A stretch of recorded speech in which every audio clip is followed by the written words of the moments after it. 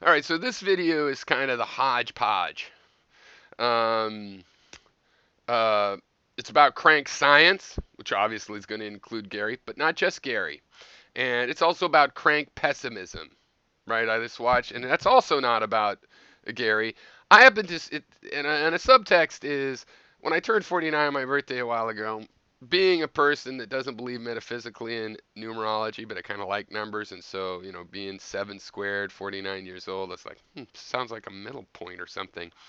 And not that I'm going to live to 98, but in some sense, a turning point, let's say. And I've been thinking about certain things in the way that in, my regular life, I've decided to be less tolerant, less like, hey, I'll give you a good fair chance and assume you'll do that back, because that's not really how it works. And I have a story about my last employer and how I got let go from there.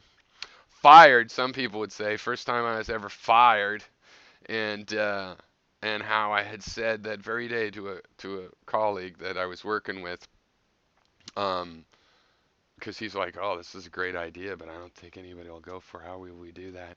And I'm like, "Well, I'm willing to get fired. I have no reason to be here." They didn't really believe me, but I had made 50% more the year before, and it takes me a few months to get a job. I'm probably going to make twice as much as they were going to pay me uh, per year, and I just had this romantic idea of helping a local company, and you know, that maybe they would like help. People don't like help. This is why some people don't help people that need help, because those people don't really want help. When they've gotten themselves into a situation, and a way out, they're the fucking ones that got into that situation. And if they believe you that you can get them out, it's like even more scared, because then it'll show that they've been lying or couldn't do it or whatever. Oh yeah, I had to have a drink for this one. The other one I still drinking some coffee, but I'm going to be talking about Gary, another crank scientist. Now Humpty Dumpty Tribe is an example of the crank pessimism, but I like Humpty Dumpty Tribe, but still watch the video of him, and this is what I was thinking about the 49-year-old thing. It's like I watch too many. I, I see myself as an attitude junkie is what I used to call it. I like collecting attitudes. It's stranger than fiction. I want to scan, find out other people's attitude. I try to be fair about it. Um, I give you feedback, you give me feedback. I see we're both echolocating against each other, and we learn about our own ideas and we learn about other people's ideas. Some people resist that knowledge, but that's the general scheme of it. And I was also thinking about this user, Augua, that recently rage quit because I didn't appreciate her, she said, and I was passive aggressive. And I've been thinking a lot about the passive aggressive. Why would people think that? I'm trying to be polite. I've had white nationalists comment for years before, and they were never rude, never violent, and they were kind of trying to say, I just want to be separate. I don't want to, I'm not against other people. I just like to be my own group. And, it's like, is that passive aggressive that I don't tell that person I think that's deplorable and reprehensible? Frankly, what I think is deplorable and reprehensible is when you rip people off, screw people over, are violent against people. Really, you can have almost any idea, and I don't know if it's not just a token idea you're playing with in your head or a personality feature. How you actually act is something I would have to find. So if you could keep a very low minimum of, you know, not dock dropping people, not threatening violence, and that kind of thing, then, I will try to be civil enough to have the conversation. You have to be tolerant of differing opinions enough for people to, and at least sympathetic in the sake of the argument. Maybe that's what seems passive aggressive. And I was thinking, well, you know, in my career a long time ago, I decided not to do that anymore. And so, for example, you might think that the fact that I was in a meeting with the guy earlier in the day and said, I'm willing to get fired over this, what the fuck ever. I mean, you either do this or I have no reason to be here. And then you might think later, oh, I wish I wouldn't have said that because then I got fired. No, I felt that way right after it happened. I'm like, okay, because it was getting quite stressful because they really didn't know what they were doing and making a struggle of it. And I was working super hard to come up with the demos and proofs, which I did do.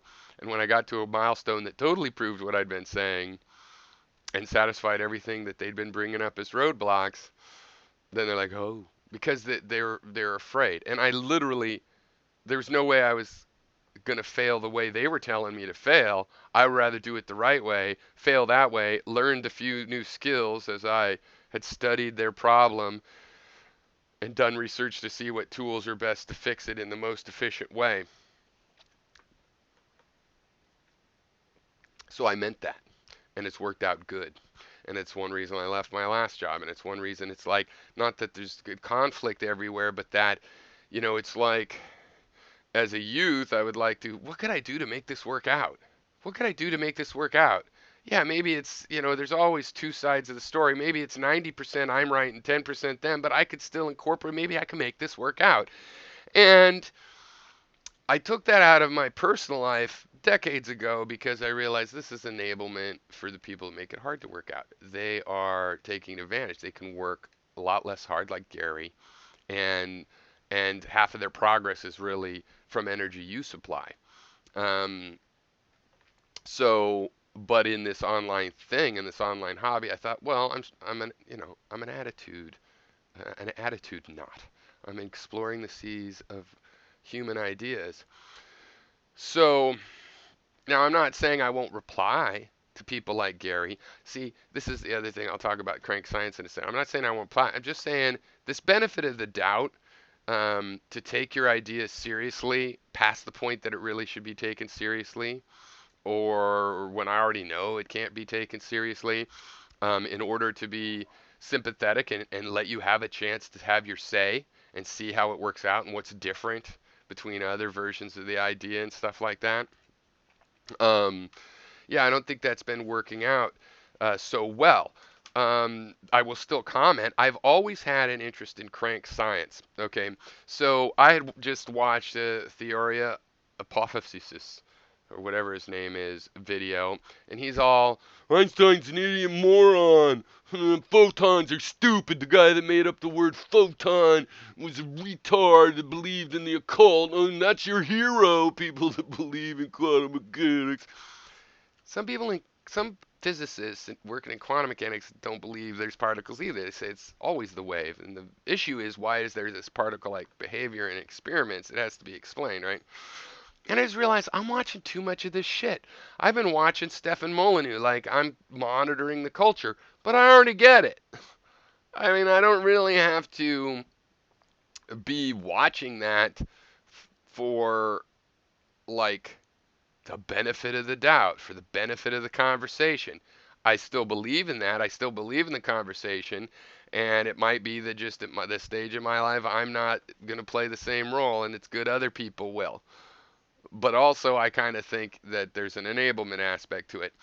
Now, crank science is always, and I'm going to call it that. See, I used to wouldn't call it, I would say, you're esoteric, non-conventional, trying to put it in the same, a synonym that's less insulting.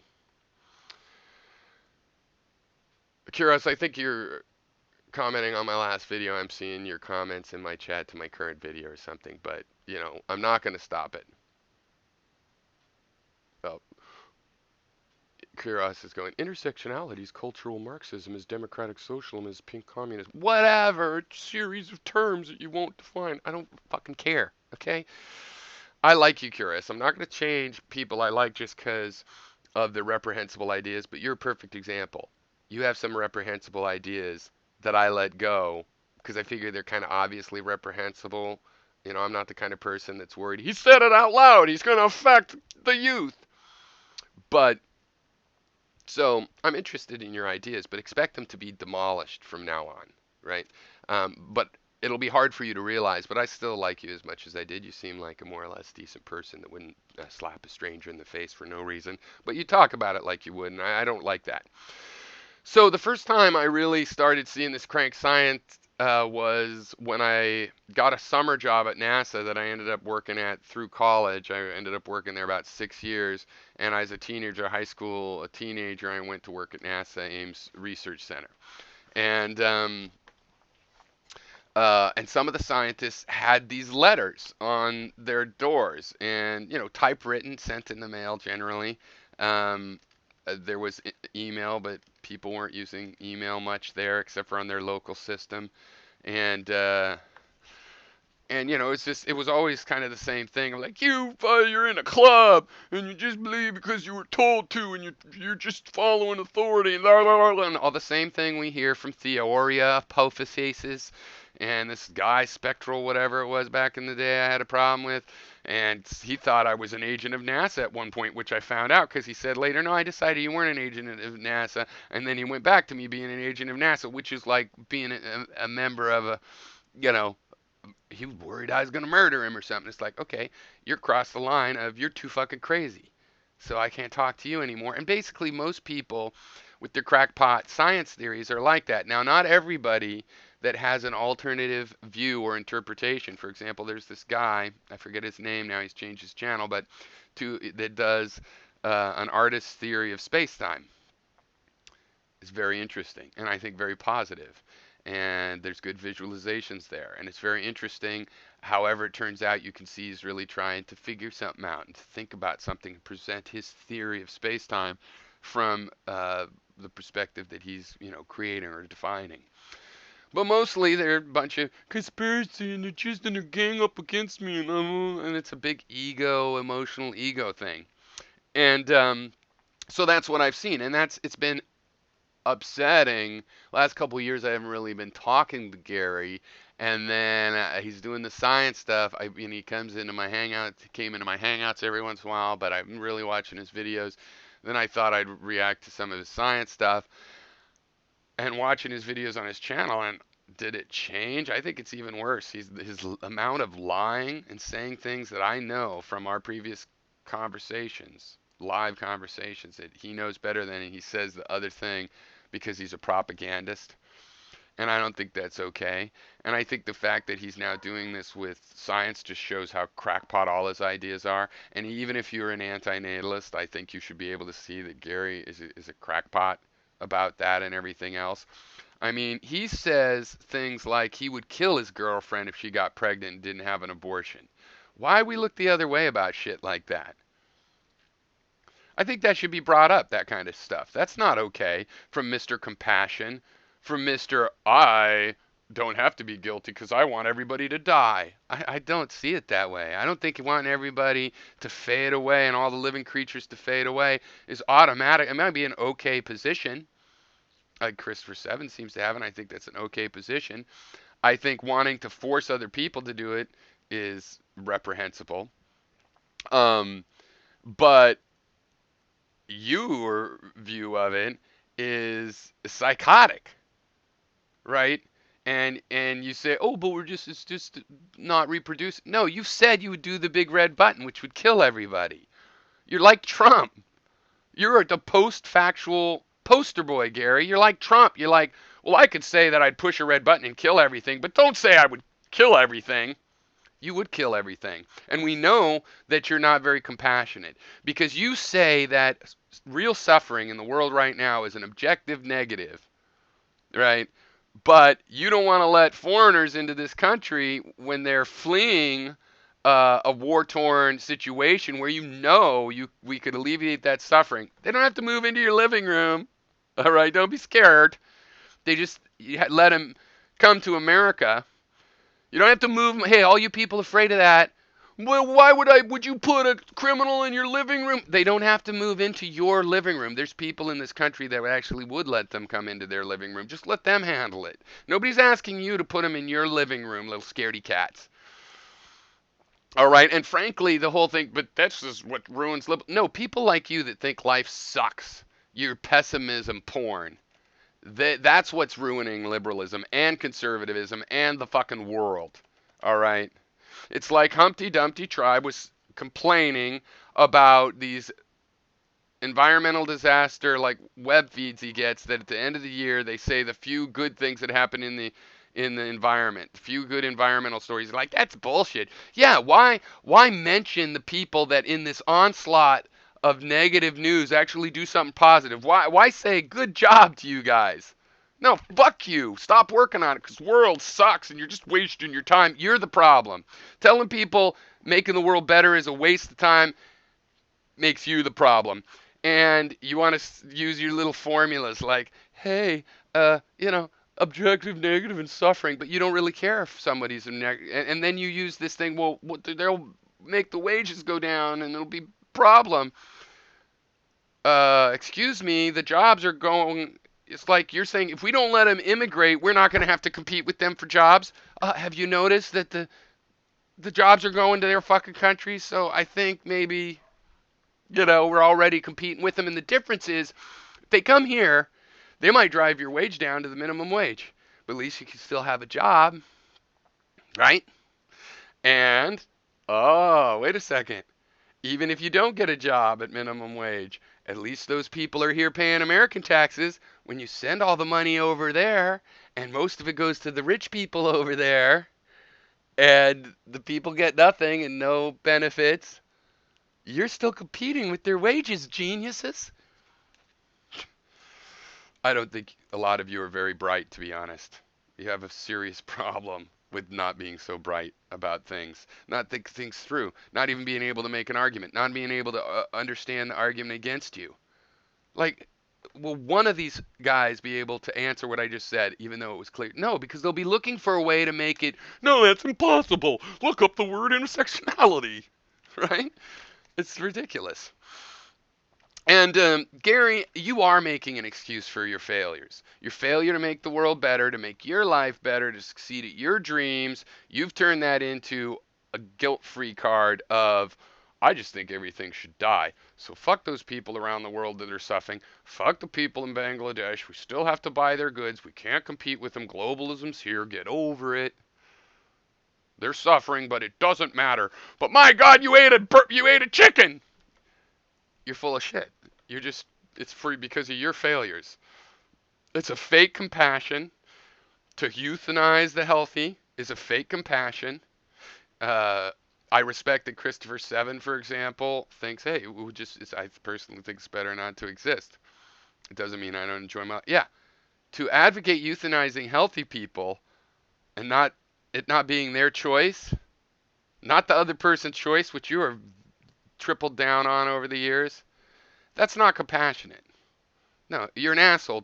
You're like, I don't have to feel bad about the slavery in the other parts of the world that we're doing. It's necessary. I don't want protectionism. We don't need to raise minimum wage. We shouldn't open the borders. We shouldn't help other people. It's just not practical, and you're going to lose an election for us. But I want to euthanize the healthy, so I'm good. I'm a good person. No, I don't think so. I think you're a terribly uncompassionate person. You can see how you talk to people and the way you lie. You call them pedophiles. You call them cunts all the time, playing to your audience because you've realized that you basically have developed the same kind of thing that the amazing atheist has developed. You're an asshole to people. People like that. You've got an audience, and you don't want to lose that. Well, good luck getting anything out of that audience, right? Good luck. Good luck with the social movement. But not really. I don't really wish you good luck with that. It's more like, I know you're going to fail. That's what I meant. Now, I feel the situation here is that people are like, life is not worth living because we don't live forever. Because we don't have orgasms every minute that last a minute. And I think that that comes from your relative wealth. Now, you might not know you were wealthy because maybe you were the poorest kid in Mendham, but you lived off of getting odd jobs and the culture that you're in. I never had that. I went to 2 schools every year from second to seventh grade. Then I left that state. I've had to wander and be nomadic. I had no stability, no wealthy community I could live off the drippings of. Thank God, right? Because that's not really that good of a way to live, and it make you pessimistic and want to kill everything. Case in point, you. So it's actually a wealth that you don't appreciate, and expectations raised as a child to think that, yeah, you should be able to live forever and have orgasms every minute, but we're not going to mention death, and we're not going to mention orgasms. We're just going to give you a kind of idea. Well, I'm sorry. I don't believe life is supposed to be like that. What I want is just to have people stop oppressing, raping, and abusing other people. Right? I want people to have a living wage, especially in the richest, most wealthy nation, basically, on earth, the United States. I think people that work should, be able to not starve and have a little money for some recreation and being able to have a secure retirement when they can't work anymore or have just worked long enough. Those are the kinds of problems. People being mean in really malevolent ways. And I don't mean people getting heated because they're discussing an issue, but I mean where people like, I don't like your crackpot, cranky science idea, so you liken me to a white nationalist. That's the kind of thing that's fucking up the world. Okay? Because that's the kind of thing that leads to the violences that people perpetrate. Sure, just set it over there, though. Thanks. Um, so Gary's is a fake compassion.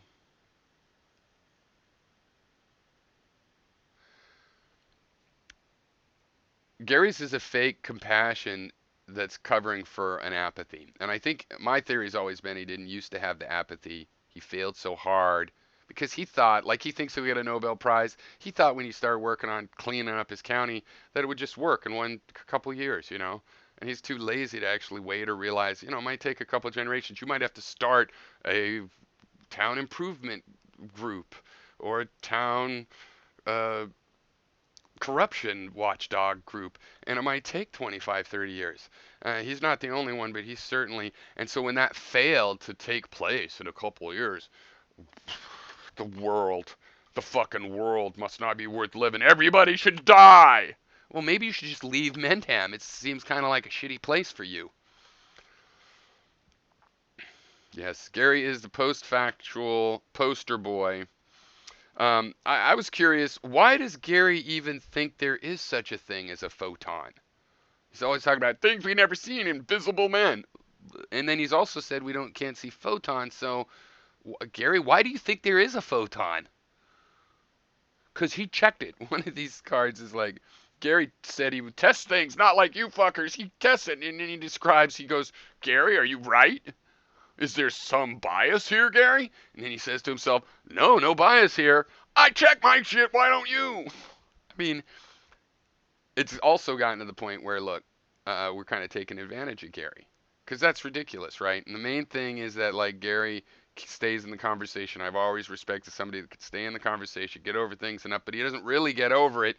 He needs to get over it enough to keep insulting people and not be ignored. And so it becomes this, it's very much, a PD kind of back and forth. And he actually thinks that he asks himself in the question, is this a good idea? Am I biased? And none of us do. The reason we don't agree with him is we don't ask, do I think I'm right? We just, what the fuck do you think we do? Well, I just randomly open a book and put my finger down on a sentence, and that's what I believe. We don't have reasons. Only Gary, and then he yells at this guy he's been arguing with about we're not special. Well, you think you're individual and special? You're not special. You think I'm the most special robot? Yeah, you're the only one that says you understand anything whatsoever. Out of all the scientific establishment, you're the only guy open-minded and clear-headed enough to understand it. Out of all the people discussing things for a decade, and however well you know us, you can't imagine anybody else has an honest opinion that differs from one of yours. That is emotionally disturbed, right? That's not, you obviously have a high enough IQ. We're not going to say it's being stupid. It just shows how IQ means shit all. You can, IQ means you can figure out the even crazier stupid things if you get off on the wrong foot. Am I right? Why, yes. Wait, am I biased? Nope. Oh, I checked it. Proved it. Ludicrous. And that life is inherently shit is an old excuse. Nietzsche talks about it, saying, that that's what the Christians did. They hate life, the Catholic Church of that era at least. They hated life in the sense that, he says, in the sense that they say it's necessarily crap, there's nothing going to be good until heaven. And the problem is that there's people that say yes to life and people that say no to life, and the problem is People like Gary actually are in control. People that hate life actually are in control. Not people that love their lives. You think the Koch brothers with billions of dollars are obsessing all the fucking time about fucking over the poor people even more after they've got the billions of dollars because they love life and they think it's a great thing? No, they think it's hell and they want to recapitulate that. And but what about their life? They think their life is good? Not necessarily. They probably think no, their life is still hell. You can't trust your brother. Your wife cheated on you. They think life sucks and would like it to suck for everybody. That's how invested people are in being right emotionally with their internal ideas that they think to themselves, which sometimes they won't speak directly. So they come up with these convoluted things like, I've become apathetic. I failed to help the world. So I want you all to die. That's Gary's view. So, Gary, why do you even think there is a photon? You took that from quantum mechanics. No, it's pre-quantum. Einstein done it. Yeah, it's the basis. It's the root. It's one of the original things that started quantum mechanics. The idea that,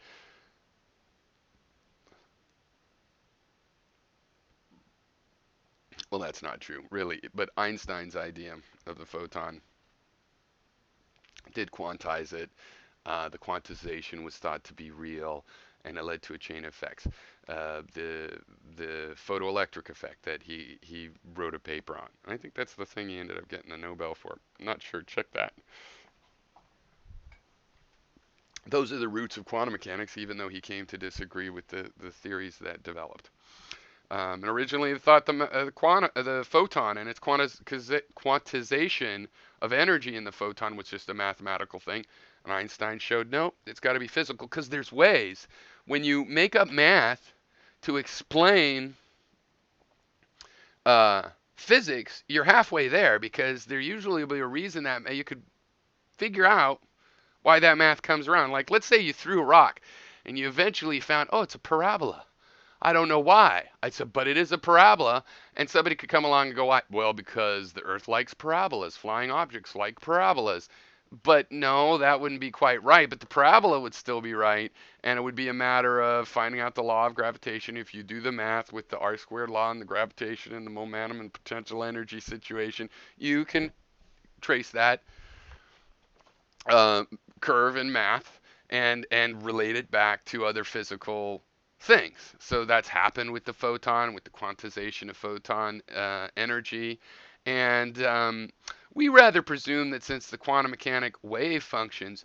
Oh, and by the way, Gary, I'll tell you again. I know you're deaf and you're a liar and you're not that bright because you stupefy yourself of your natural ability to think through egotistical emotional fires that you have no reason to think that there is a photon that you've ever said. And you have no reason to think that everybody else is a liar, liar, liar. And since you admit that the math works really good, then you need a physical system that explains how that math could work. Your system doesn't do that. Your system denies very basics, and you lie about physics all the time. And I found it really funny how you went off about to Hythloday. Feynman is full of himself. He thought he was a genius. Well, pot, call the kettle black, but remember the kettle has fucking evidence. His theories actually did get applied in the lab and turned out to improve the quality of calculations immensely. So when you do that, you can badmouth him for being egotistical. Because let me give you some news, Gary. You're egotistical, and you do think you're very special. And I actually think that's okay to think you're very special, but not you in particular, but everybody, except for the way you do it, where everybody else is an idiot and they're not special, and they're well, you can reject his ideas just because he thought he knew more than me. Well, he did know a lot more than you. And here's the thing, Gary, I found out a mathematical package from MIT that can calculate and that is used to calculate. And this is the kind of thing they use when they're making new kind of lasers or invent a blue laser and they need to focus a little sharper. And what it does is it uses Maxwell's equations to calculate the reaction, the field reactions of where the light will go optical reactions using Maxwell's equations, quantum mechanical rules, and you can simulate the two-slit experiment, and it does show refraction, but I'll have to take some time, and I'll probably never take that time for you, because you should fucking do it, but you'd have to learn C++. It's called MEEP, all right? MEEP from MIT. But it's just it's a big conspiracy. They have that program, and then they make the optics that they do from it, and there's diffraction effects and stuff, but it's all a gimmick because the people at the optics supply store don't give them the lenses they think. They give them it's a huge conspiracy. See, the thing is, I'm interested in your crazy idea because in the same way that I'm interested in Flat Earth Society or the Pave the Earth Society, I like crazy ideas. But I think I've been enabling you if you think the interest in it is because it has any value whatsoever, only as an emotional lesson. So I'll tell you this again too, because again, not too bright, not too honest. Those add up to denial. The wavefront itself is an interference effect. That's what the Huygens-Fresnel principle is saying, is that all of the points on that at any given instant are like a wave generator right there. And if you do that mathematically, you'll find that the end result of all of those doing a little ripple is that the wavefront goes along. Not in front of the photon, okay? Could you listen? Not in front of the photon. That's not the theory at all. All right.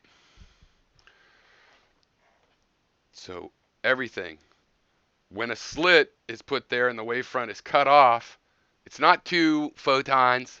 It's one wavefront truncated, and it's not that both of those act like sources. That's just a mathematical approximation of what's really going on is all the remaining wavefront is adding together. The middle part mostly causes it to go forward. The side parts, because of the part of the wave that was removed, there'll be dark bands in there.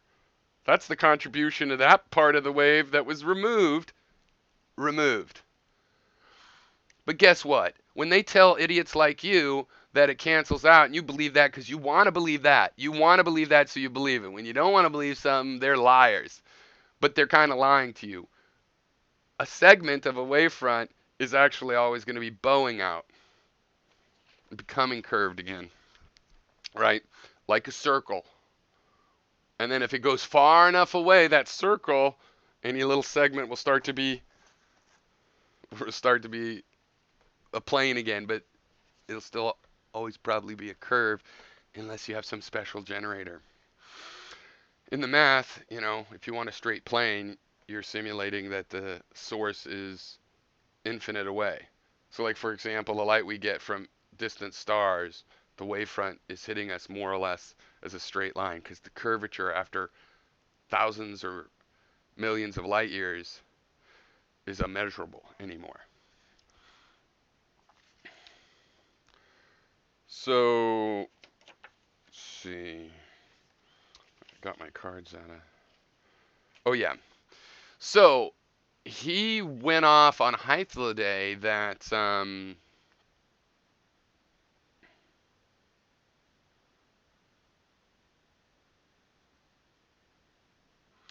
don't know what the fuck they're talking about Huygens. He's not classical. Because Hythloday said, oh, he's a classical explanation of water waves and every kind of wave. Not classical. Huygens had quantum mechanics all up his butt. He was cunt. Well, okay, Huygens died in 1695. Genius. 1695.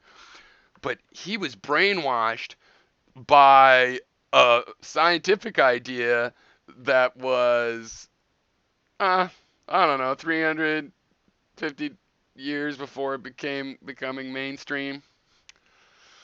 That's a lie. Or is it just negligence? Or is it willful negligence? Or is it just an example of someone that said something he didn't have time to look up and is totally willing to pull shit out of his ass, including lies and things, facts that aren't facts, just waiting for us? And you're complaining at the time in the same video rather, that, well, why should you look up those arrogant quotes of Feynman? Why should you look up those arrogant quotes of Feynman? What good will it do? Will I be able to call you an asshole? You call everybody an asshole anyway. And you're saying you didn't know he died in 1695. Pretty sure. So now this would be interesting if you would claim you did know that and the quantum mechanic brain control started way back then. Or maybe it was because Fresnel, the Huygens Fresnel principle is the actual principle we were talking about. Maybe it was because his head was stuck in quantum mechanics.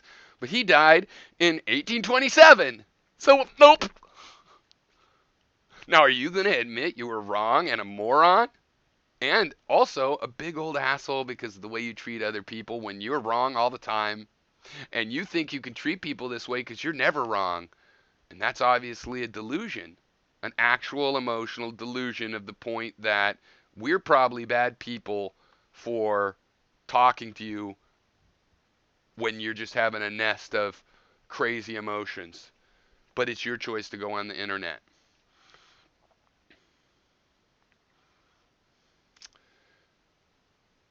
And you're the guy that told me in one of the videos recently that you're better educated than me.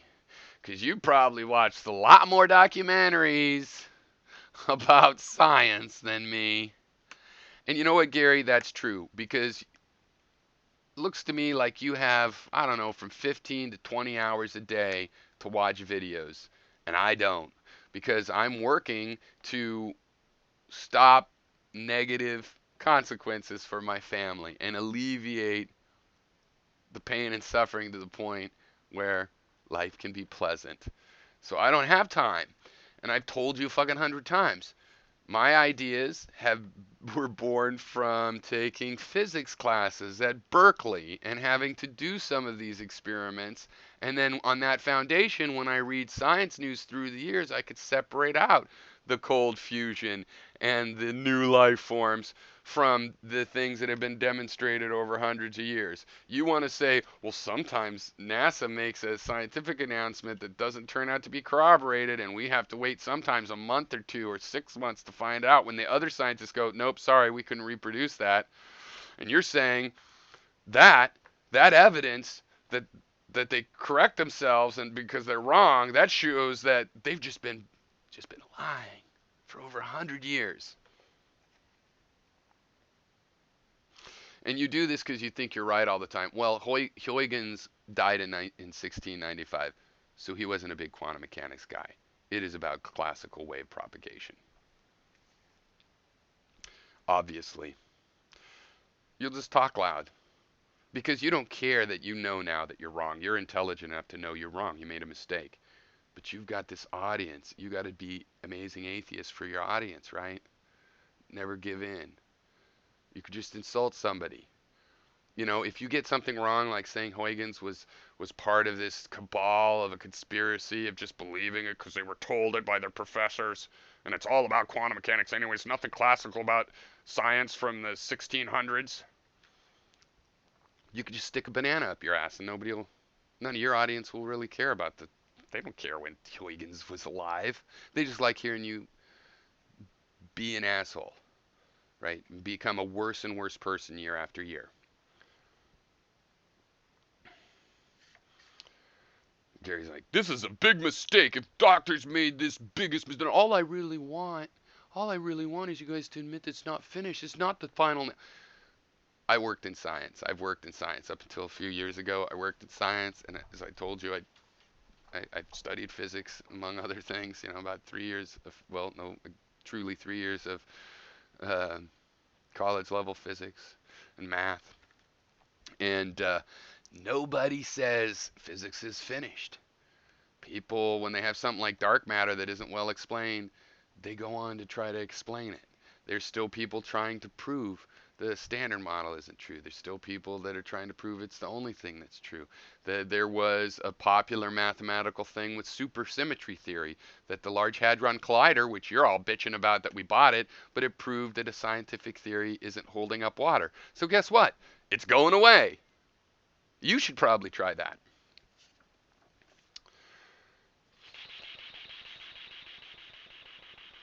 Yeah, you have the kind of ideas like the poor will always be here. They're always going to have to starve and be shitty. I don't want to be like them, so we should just kill them and put them out of their misery, like some eugenicists, like Prescott Bush. They should just put them out of their misery. 'Cause, you always have to starve and stuff, and I don't want to have to give up my Social Security so that somebody else that needs it can also have it. No, no, no, no, no. Objective suffering is a terrible, terrible thing, but not like I care. That kind of makes you like a lying scum when you say you're all compassionate. When you say the only objective thing in the universe is suffering. But having a position, you're not going to compete with any immigrants' jobs, right? You're not trying to get jobs against the immigrants anymore, are you? Or there is that video where you're kind of complaining about the people doing lawn care. Maybe that is the problem. You think you're competing with those guys? And that's a problem.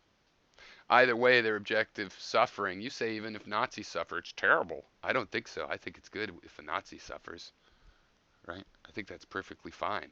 I wouldn't go out of my way to torture them. I don't think that's good for me. But if they happen to be suffering, say because of what they've done, I don't like being in jail. I don't. I think that's a good thing, right? And you say you're compassionate, compassionate even for Nazis that are feeling a little bad, but not for actual Syrian refugees. Yeah, that makes you an asshole among many other things. And I tested that in my brain, Gary. I thought, hmm, do I really think this? Is this a bias that I have because I just love Syria so much? And I decided, uh, I experimented there with my thought, and I found out I was absolutely correct. And you are using a really old, lame excuse for not caring about people. Huygens died in 1695. Is that how old you think quantum mechanics is, Gary? You can admit you're wrong because you say you lack integrity to admit you're wrong. Do you lack? Yeah, we know you do.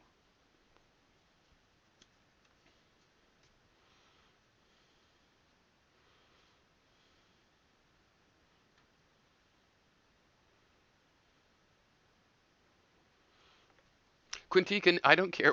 Why would we care what you had to say when you fail and you backpedal? You're another one. It's like, hey, why don't you admit when you're wrong? I don't care if I sound crazy to you. That's just, why would I care? And you don't care either. It's just like when I made a comment about I'm not into identity politics because I think separating ourselves is something the bigots should do, not us. You go, well, look up the word. And then we look up the words, finds out that I'm right. Those words are in conflict. And you're not honest enough to admit that, right? You're not honest enough to admit that. I think you're cringy and awkward and a little creepy. All right. You're a dishonest person. You do not stay on the point at all. Why not? If you want to reply to my comment to Kazumi, who, by the way, you introduced me to, and I have some differences with, why not be on the subject that I brought up, which is the Clinton DLC part of the Democratic Party, do they use identity politics to seem liberal while fucking over the working class and being warmongers? Yes or no? That's the opinion I actually presented. You could disagree with that, but you don't want to. You think you have to go, oh, but you look crazy, or but I don't care about any of that, and I certainly don't agree with your assessment on that.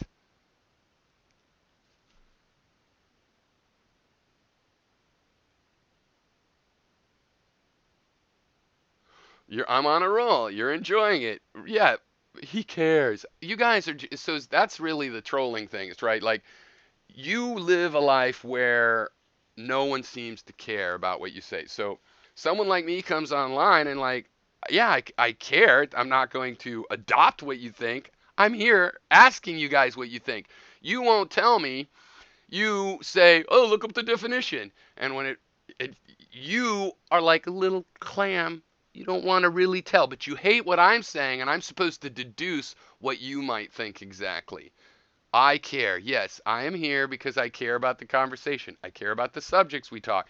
You think that you had to be a troll in order to prove that I actually care about this conversation, or that I care about the fact that you and so many other hypocrites are be like, all I'm asking is you to admit when you made a mistake, but you never do that, and I just proved you made a mistake. Yeah, I care that you're failed. I care, and I'm going to point it out even more than I have in the past. I'm going to be less sympathetic to your lies because maybe you're just stupid, but I think probably it's mixed with you're a liar. See, you're like a built-in hypocrite, Quintica. Do you not psychoanalyze anybody? You ever psychoanalyzed Anita Sarkeesian, or is that not on your mind right now?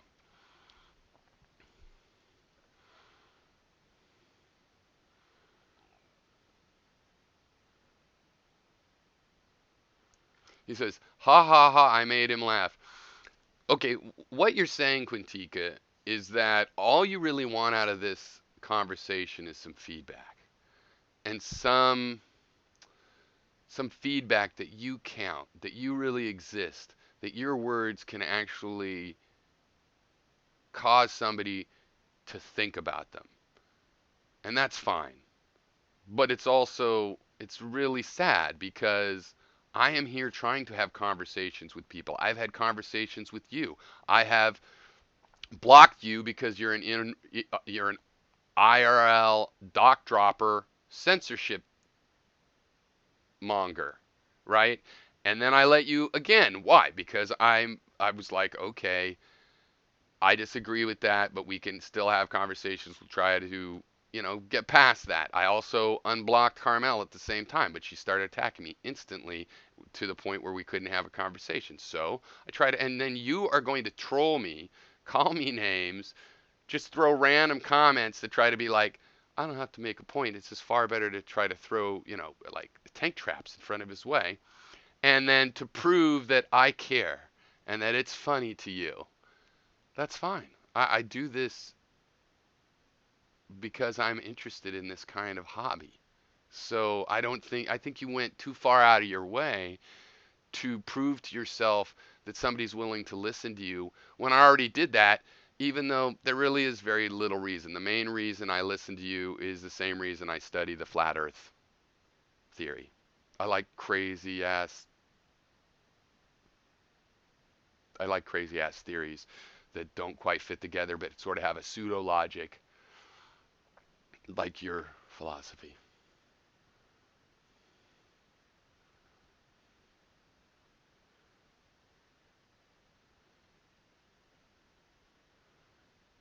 Well, it's a matter of semantics. I've accepted your description of what you think it was, but I think that when you contact somebody's employer about their YouTube channel, that that counts as doc dropping.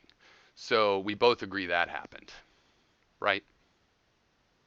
You just don't think it's doc dropping. You think it's called being a conscientious citizen and not wanting tax dollars or education dollars spent unwisely with somebody that would be naked on YouTube.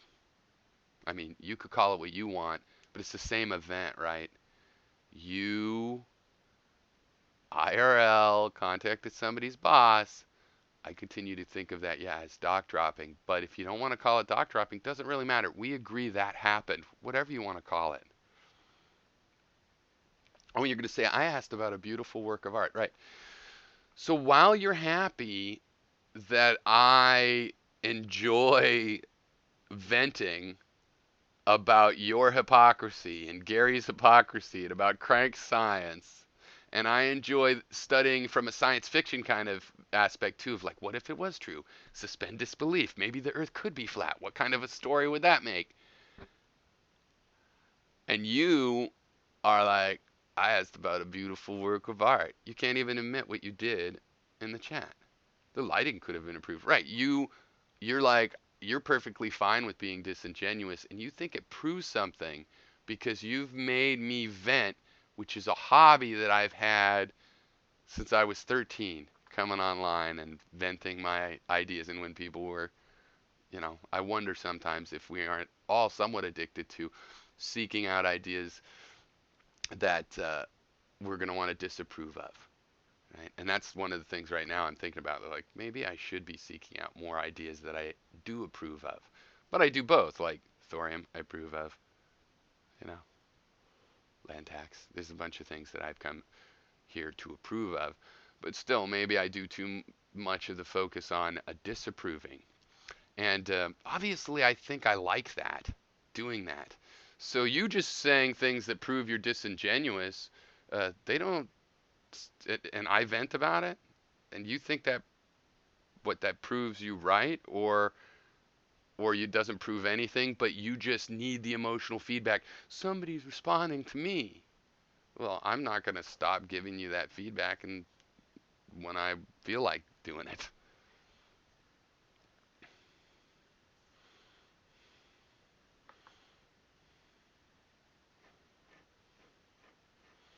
See, the funny thing, Quintica, is I didn't ever see conference report nude.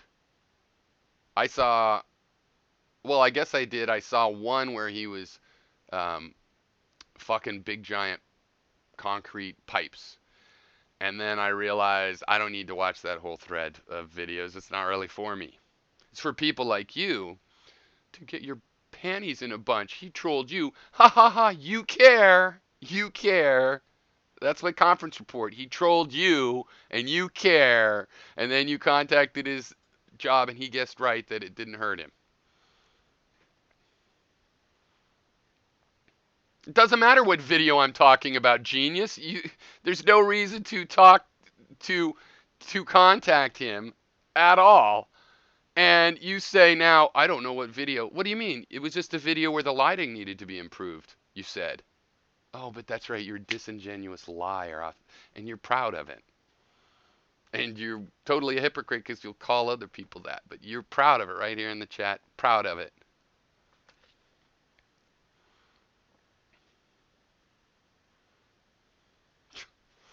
All right. Well, anyway, bye. And Quintica, seriously, you can fuck off, but I'll still talk to you, and you can try to make me vent as much as you want. Just say original stupid shit. Right? Keep comment bombing, fail style, uh, the comments, and because as I try to uh, have a disagreement on principle with Kazume, just keep doing it, and maybe I'll keep responding to you.